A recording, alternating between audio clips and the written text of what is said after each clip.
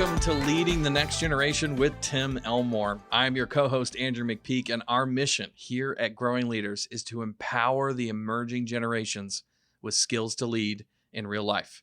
And Tim, today I thought it might be fun for us to start off talking about how the way of the world used to be, we did everything for ourselves, and now it feels like we're more and more paying other people to do things for us. No doubt about it. We live in a professional world. Yeah. And I've watched that in my lifetime. So I'm a baby boomer. My parents are from the builder generation. My mom and dad grew up during the Great Depression and World War II. So they did everything duct tape, hammer, just put it together. My dad cannot believe, or he passed away recently, but he could not believe that I paid somebody to change the oil in my car or mow my lawn or why would you do that? Yeah. And he learned that we could, and many Americans do. It's not just for the rich necessarily, but we are in a day where we pay for someone to dry clean our clothes, change the oil in our car, get this food, DoorDash. Absolutely. So it's everywhere. Which DoorDash is a great example of something I got curious about because we started this conversation. I was wondering, what are some of the strangest, most unusual things that you can pay somebody to do these days? And of course, we all got super used to during the pandemic ordering DoorDash. Yep. I had groceries delivered right to my front door, but there's other stuff too. Okay. So this is some of the things I came across. So one is you can pay somebody to unfollow your uninteresting Twitter accounts. You're kidding me. Yeah. So they quote you $28, $38, somewhere in there. And basically someone will log into your account and unfollow the accounts that you no longer need to follow. Of course, you're trying to get to where you have more people following you than you're following. But somebody reported that they had 22,000 follows unfollowed thanks to this service, which is funny. There was another one that will actually sell your stuff on Craigslist. So you can pay somebody else to list it and sell it and get rid of it. So the whole point of Craigslist is I don't want to do, I'm going to sell this, but now I'm not even going to sell this. I'm going to have somebody else sell this. A further layer removed. Yeah, that's right. This is my favorite one though. And I think several people after listening to this are going to go check this out, is you can actually pay somebody to assemble your IKEA furniture. Oh, because IKEA always, some assembly required. Yeah, and it's always complicated. That's right. So you pay like $45. Okay. And there's a service called TaskRabbit that actually does a lot of different services. But one of their most famous services is you buy the IKEA furniture, we'll put it together for you. This is the day we live in. Indeed it is. So this is just another reminder to us that our students are growing up in this world, right? Yeah. Your father couldn't believe you would pay somebody to change your oil. Today, I think the normalization of students getting other people to do things for them or expect that something's going to happen from the outside is just growing like crazy. So some of this is a cultural evolution that we need not get angry at, but some of it is something that I think is a misstep on our part as adult leaders who lead the next generation. And that's really where I'd like to camp out on today. So there's a really interesting term for this conversation. It came out several years ago, but we want to kind of bring it back up to the light to sort of deal with it. So talk to us about that term. Well, I heard the term in 1989 first. I think it came out long before that, but I heard it in 89, so over 30 years ago. And the term is the Cinderella Syndrome. This complex refers to a psychological condition in which a woman may fear true independence and secretly expects this knight in shining armor to swoop in and save the day. Prince Charming. Yes. Think Prince Charming. Exactly. Okay. And we need him to come alongside. Now, in this day of women's, Me Too and other things, women are feeling very empowered and saying, I don't need a Prince Charming. But there's many students, male and female, that are expecting someone, an adult, a teacher, a coach, a parent, to take care of this. Now, there was a book by this title, Andrew. Okay, yeah. Yeah, Agatha Christie did a murder mystery where she talks about this syndrome, but the book came out later by Colette Dowling, where she gave this condition worldwide attention. And it was mostly directed at females needing someone, i.e. a male, to do this. But today we want to apply it to a bigger audience. Absolutely. Yeah. So definitely want to double click on the idea that we're not just talking about females here. I Yes. think today Yeah. we're talking about a generation of kids who, just like Cinderella awaits her Prince Charming to come and rescue her, are sort of sitting back and laying back, which seems ironic, doesn't it? Yeah. Because they're growing up in a world that has information and Oh. empowerment at their fingertips. They have a smartphone in their hand. Absolutely. And yet I talk to so many teachers and other leaders who are like, why is it they keep asking me questions that Google Yeah. could give them the answer to in 10 Yeah. seconds? And it just seems to be this really interesting scenario that we find ourselves in. So in our work, as we partner with schools and other organizations, many teachers who, by the way, love their students will say, yeah, they're expecting someone to come in and rescue them. Mm-hmm. They're waiting for the white horse and the rich resources to come Yeah. in, which might be mom or dad. Yeah. They're fantasizing about the glass slipper fitting, if you will, a relationship. I'm on Tinder. I'm going to swipe Yep. until It'll I find all this. work out kind Yeah, of thing. yeah. So we really think that we need to take a step to make sure that we're both resourcing the next generation as we need to be ready for life, but not rescuing. So Yeah. there's a difference between resourcing and rescuing. So let me just kind of, if you don't mind, lay a platform for where we want to go with this, and then we can jump into the details. Okay. So obviously the concept that we're talking about here is not limited to romantic Yes. relationships, Yeah. nor, as you said, Andrew, not limited to females. It's much larger than that. In fact, it's relevant for millions of teens and young adults in Generation Z who've been given the expectation that life should be pleasant Mm-hmm. all the time, you know, Yep. rewarding, Yep. and maybe even fun each day. I think nearly 8 in 10 young employees said work should be fun. And by the way, I tend to agree. I think it should be too, but that's a lot of people. Yeah. Where did you get this idea? Somehow we've built this fantasy that it should be fun. So, and when it's not, someone should swoop in and make it fun or make Yeah, it pleasant, you know, make it better, if you will. So very often parents, for instance, will accidentally relay this message as they attempt to shield their children from harsh realities of the world around them. And as parents, we attempt to shelter them from negativity. Mm-hmm. So we pull them away from this, that, or the other. We're careful about what content they watch or hear. We take them to Disneyland or Walt Disney World on a regular basis. I mean, we tried to get our kids down there. Yeah. Perhaps we want to give them a childhood that we never had. So part of our rescuing is we just don't want you to go through what I went through. Yeah. It was harder back in the day.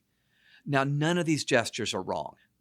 In fact, they're quite noble, I think, for those who hope to prevent kids from becoming jaded as teenagers. But the downside is we create unrealistic assumptions about life when they're kids. Mm-hmm. And once they graduate into an adult world, they can feel like life has been terribly unfair. And we go, no, it's not unfair. Well, you gave me the idea, Mom or Yeah, Dad, that it was yeah. unfair because it's not happily ever after. I got married and it was hard. Yeah, I know. Yeah. It is hard, isn't it? You know, and Yeah. I got a good wife. But Yeah. so we all know these expectations are not sustainable. So listeners, I hope you catch what I'm saying. There's nothing wrong with wanting to shield children from the things that would make them not feel innocent and trusting. But sooner or later, we need to expose them to the real world, Yeah. ready for real life, we say it around Growing Leaders. Yeah. And that means we're going to have to slowly engage them with, it's hard. Life is hard. Yeah. Yeah.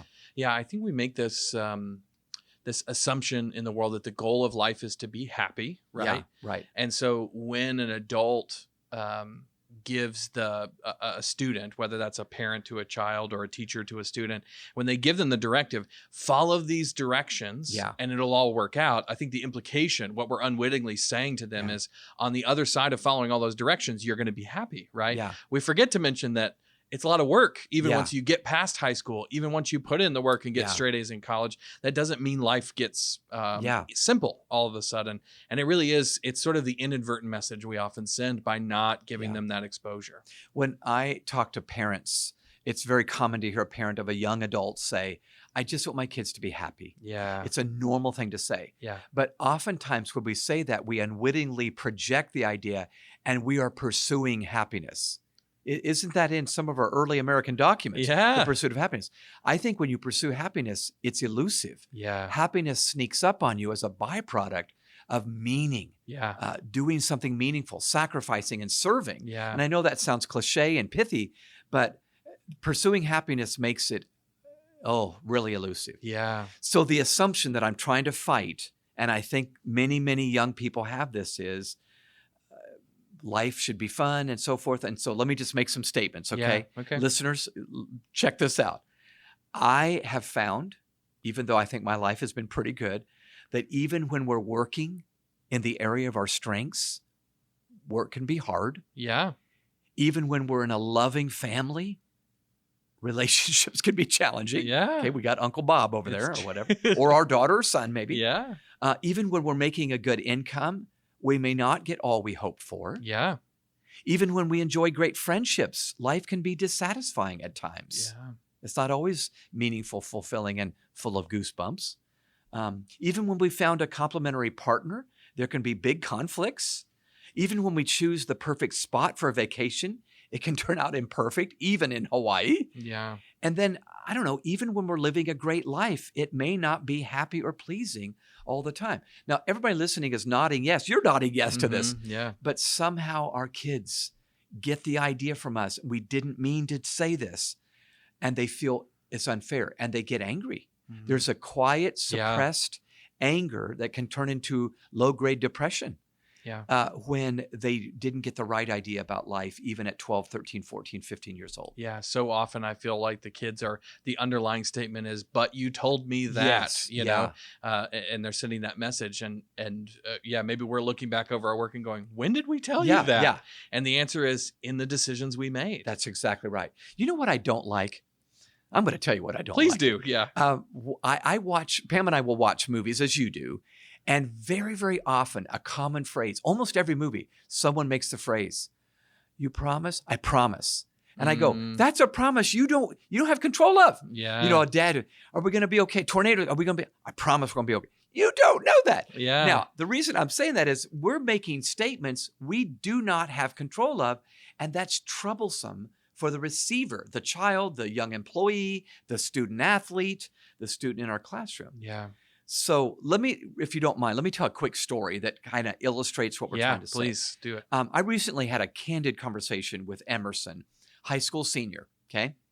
She confided in me that she was feeling a bit helpless and even a little depressed. Yeah. So I guess she would call it, I'm putting this word in her mouth now, but probably a low-grade depression, not a disorder, but a low-grade depression. And she had good reason. Like millions of others like her, she wasn't prepared for a pandemic right before graduation. Yeah. Who would have thunk? Who right? could have prepared? Yeah. So she wasn't ready for an economic downturn or for the cancellation of her internship, which we saw for 2 years. Nothing seemed to be working out as she had planned. So after trying to empathize with her, our conversation morphed into one about assumptions. Yeah. And, you know, I try to teach my way through everything. So bless her heart. She was the recipient of Professor Elmore now trying to explain. You can't help it. That's right. I can't help myself. So life always throws us curveballs. And I talked about my curveballs that I had thrown at me. And Emerson felt no one had really prepared her for the curveballs. So I shared him. She goes, "Yeah, I get that. Not a newsflash, but nobody ever told me until now here at Starbucks." So her parents had protected her from every adversity, adverse shock that might come her way.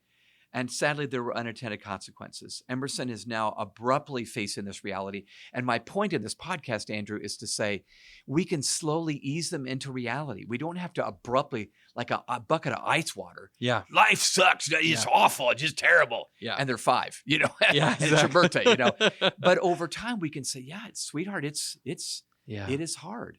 So David Drew is a friend of mine, and he's been helping me research this next book I'm working on. But he made a statement that has stuck with me. He's the first one that said this statement. It's hard to get disillusioned unless we've first been illusioned. Yeah.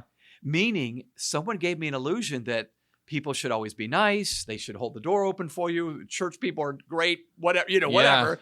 And you go, no, they're not always nice, but it's an illusion. And I think we've got to remove the illusions. I'm not a jaded pessimist. I'm just saying this is actually good news. Yeah. If we ease them into it, by 18, they're off to college when it's really hard. And there's a whole lot of special graduates that show up there.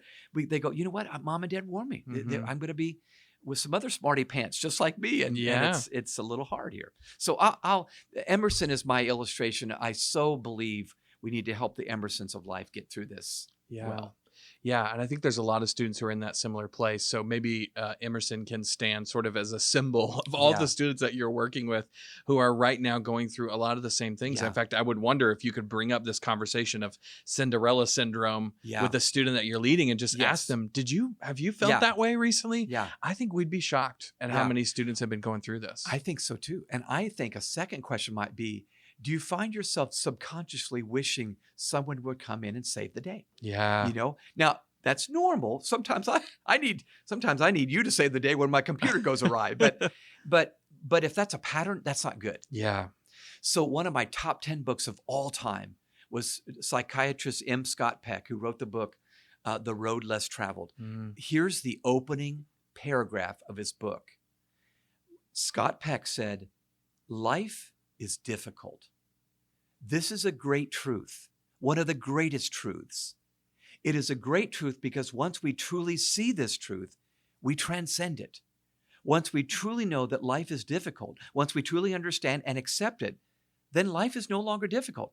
His point is awareness is key. Yeah. If I don't expect it to be easy, it's not quite as hard as, you know what I'm saying? Absolutely. So this is what we owe the next generation, whether we're teachers, coaches, parents, employers. We've got to do this. We combat apathy and disillusionment with this truth Yep. that it never was supposed to be easy. Yeah. And that's an illusion Yep. from, the animated movie you saw when you were 6 years old, Yeah.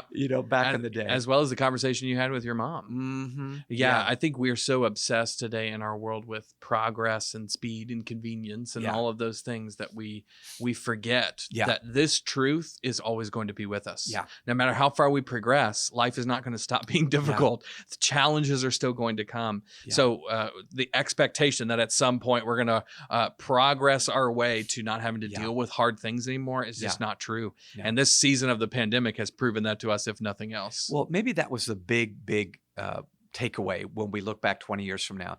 We do live in a world of speed and convenience and entertainment. And, life is, I would say this, life has never been harder. Life's never been easier. That's a great way to say it. Yeah. Thank you. You Mhm. can tweet that if you'd Yeah. like. Okay. So, but because of that, we need to be very intentional in our leadership so Yeah. kids don't get the impression it should be a quick Google reflex that we get the answer we want on demand, instant access.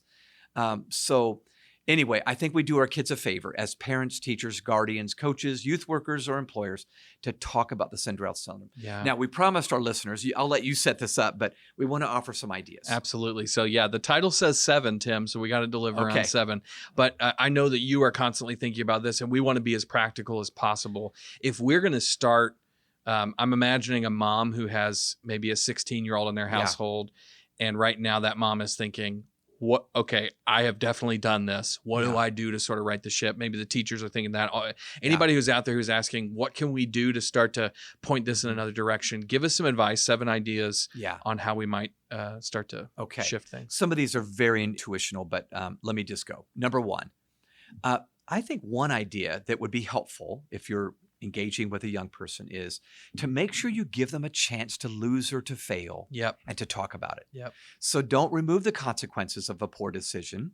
That quickly revealed in my life when I was a teenager, when I made a really bad choice about a job I took Mhm. that wasn't right for me. Yeah. And I remember mom and dad didn't rescue me. They let me fail with the job. I actually got let go, which was not fun, Yeah. but they talked to me about it. Yeah. And my dad's, unemployment, unemployment, it's Yeah. a tough thing. Same with athletics, right? No doubt. Yeah. Get cut from the team. Don't rush in and say, coach, let her, and Yeah. you start talking them into it. I think we need to let the blessings and consequences of decisions fall where they may. That's great. Number 2, expose them to your own struggles or failures as an adult. It's great. I just mentioned my job firing. I remember sharing this with my son. This would have been a couple of years ago. But he took on a job and was so embarrassed when the first week, it just wasn't a job that fit him. He's Yeah. very smart. You know, Jonathan, Mm-hmm. but it just didn't fit him. And I think he was quite embarrassed to share with Dad. My wife, Pam, said, Jonathan, the job didn't work out. And I think so I called him and we talked. And I said, Jonathan, the first thing I want to say, do you know the wingnut foul tip bonehead thing I did? And he's doing just what you did. He started laughing. And I think it just put him at ease. Yeah. Okay, Dad, I feel like you've made it. And if you flunked on something, maybe there's hope for me. You know, that just goes, okay. That's great. Number 3, model a calm demeanor when facing hardships. Show kids that hardships are normal. Mm-hmm. This is the flight attendant factor. Yeah. The flight attendants stay calm, serving the Diet Coke, even when in turbulence. That's what we need to do as well. Yep. So don't underestimate the power of just staying calm Yep. when they're going through hard times. Because even if they're not saying anything, they look at you and they go, she's calm, he's calm.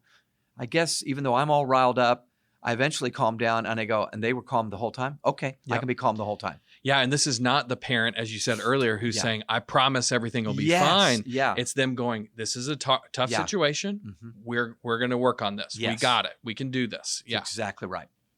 Number 4, once a week, discuss a tough reality about life and how they can navigate through it. So we would often do this at mealtime. We would try to find a number of meals every week. Not every meal, but a number of meals where we ate together. I believe that's so big in keeping families strong. We would pick a tough topic. And along the way, I'm just telling you, it was good for them. If nothing, even if they just listened to their mother and I talking about it, it was good for them to go, okay, Mom and Dad go, this is normal for them. We live in a home. They pay a mortgage. In fact, they pay all the bills the last time I checked, and they're still struggling with hard things. Yeah. This is good. That's great. All right. Number 5, teach them to be resourceful problem solvers, not damsels in distress. Yeah. So in other words, looking to themselves, not to others. Once in a while, we do need help for sure. And the younger the child, the more help they're going to need. But over time, if we're not building resourceful, resilient problem solvers, it's our bad more than theirs. Yep. And they're the victims of our bad leadership. Yeah. So we need to teach them, which means we may not rescue them when they forget the backpack, the permission slip, the gym shorts, the science project. Yes. Everybody get my drift here? Okay. All right. Number 6, gradually ensure they experience both positive and not so positive realities. That means we don't go to Disneyland every time they ask. We don't get the iPhone maybe the first time it comes out. Yeah. And I'm not saying you're cursed if you do that. I'm just saying let life happen. I think good leadership in the classroom, the sporting field, or the home is a combination of intentional and laissez-faire. I'm intentional about what I want you to get, which means I'm laissez-faire and you did skin your knee and I didn't rush in and, save the day. You fell off your bike, but I gave you a Band-Aid and we got back up on the bike. All those things. I think people are listening and going, yeah, I agree with that. But you'd be amazed how many millions of parents never let their child experience the not so positive realities. And then finally, number 7, the last idea is communicate. Communicate. That life is not fun or fair much of the time, which makes the highlights even more high. Yeah. Because it's not every day. Yeah. I just think that's important. I feel like this today's podcast is like learning to be a pessimist with Tim Elmore, That's right. And proud of it. But we would say realist. We're learning to be a realist, right? Yeah. This is such good stuff, Tim. This is exactly, I think, the conversations that we need to be having. Maybe not all the time and not with every student. There's so many students out there who are getting it. Who are really getting it. And they feel maybe depressed because of how much they're getting it. Yeah. And maybe that message needs to be about hope and all those things. But I think there are far too many of our students who are in this position. And this is exactly the kind of messages they need to hear. We must fight the Cinderella Syndrome. So one school that we both became aware of posted a sign in its lobby, and I love this sign. Our students are deserving of everything and entitled to nothing. Love it. I'm going to say it again. Our students are deserving of everything. I believe that. The opportunity for everything. Yep. And entitled to none of those. So you earn it. You earn it. And I just think that's, so no Prince Charming. If Prince comes in, hallelujah. But if he doesn't, I wasn't counting on him anyway. We're going to do this on our own. I love it. Well, one of the things we talked about as a way to end our Yeah. our time together is actually for you to bring up some of our tool that we have called Habitudes. Yeah. We have several Habitudes that speak to the messages that students need to be receiving in this moment in their life, to kind of give them maybe a more grounded idea of what life is really like. Yeah. And I know you wanted to run through a couple of those. We'll talk I'll do about it how real quick. people can Yeah. use them afterwards. But yeah, do that first. Okay. Yeah. 3 images, folks, 3 metaphors, if you will. These are called habitudes. You can call them whatever you want to, but great conversations to have. The first one was when I started with my own 2 kids, and it's simply called drivers, not passengers. Mhm. So when we're in a car, depending on where you sit in that car, depends on your mindset. Yeah. Okay. If you're behind the wheel, you're thinking about getting where you're going. And Yeah. in fact, it's up to me to turn the car, turn the wheel, push the brake. You get the point. You've driven a car. I've done Okay. that. Yeah. If you're a passenger in the back seat, man, you may be a backseat driver, but most of the time you're chewing on licorice and playing your playlist from Yeah. Spotify or whatever. You're just counting on somebody else. Is this true about life? We're either drivers or passengers in life. We're either counting on someone else to get us to our destination, and then we're mad when we didn't get the outcome we wanted, Yeah. or we say, you know what, it's up to me. If it is to be, it's up to me. Be a driver, not a passenger. We own the journey you're on. Love it. The second one is one from our Habitudes for career-ready students Mhm. or new professionals. We have different courses. This one's called early birds or mockingbirds. So we've all heard about these birds. I know we have to smile when we say this, but we've heard these 2 terms, and both terms mean something. They are birds, Yep. but they mean something. The mockingbird, we use that term. It's a mockingbird got its name by it mocks the sounds of other birds. It can imitate the robin or the crow or whatever, and it imitates. Okay, the early bird, it may imitate, but it's called the early bird because it's the first one in. It's catching the worm. Isn't that how the phrase goes? So we want to encourage students, be the early bird. I will never forget when an intern who started working here a decade ago approached me after the first week on the job and said, Dr. Tim, could I have a key to the office? And I thought, that's pretty That's audacious. bold. Yeah. Why would? And then he explained and sold me. He said, well, I love what I'm doing here. I just want to get here early, maybe before anybody else gets here. And I have to wait out in my car and I can't get my work. Could I get a key?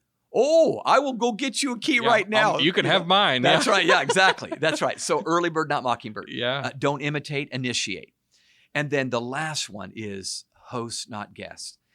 I've just noticed in almost every conversation, in almost every relationship, there tends to be someone that slips into the guest mode. They're receiving, the initiator of the conversation. And then there's the host that kind of initiates the conversation. I just think it's wise to go into relationship thinking, I'll initiate.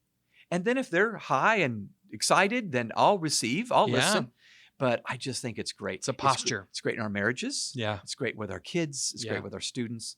So be a host, not a guest. Focus on others, not yourself. Love it. I love it. Last week, Tim, you told me a story, and I think this might be a really good way to close, Okay. of a little girl who embodied the very spirit that we hope to see all of our students embody. So I wonder if you might just share that final story with us. Yeah. Well, this little girl Emily was in either 2nd or 3rd grade. It was elementary school. And during the pandemic, her school, like millions of others, kids in schools, they decided not to do a Valentine's card exchange because germs and pandemic and COVID-19. I have to wiggle my hands like that just saying it. So she was kind of upset because she really looked forward to Valentine's Day. And her mother tried to get her psyched up when she said, Mom, I still want to do a Valentine for everybody. And her mom thought, oh, that's sweet, Emily, but okay, nobody. You're not going to get one. You're not going to get one. We're not going to do that. Mom, I'm going to do it. And so they argued. But our mom's concern was Emily's going to make all these Valentines. Nobody's going to get one back.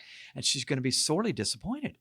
She's not going to get any, And so she let her do it because she thought, well, that's a servant's heart. That's great. She makes all the Valentines. I mean, it's like 25 Valentines for her classmates.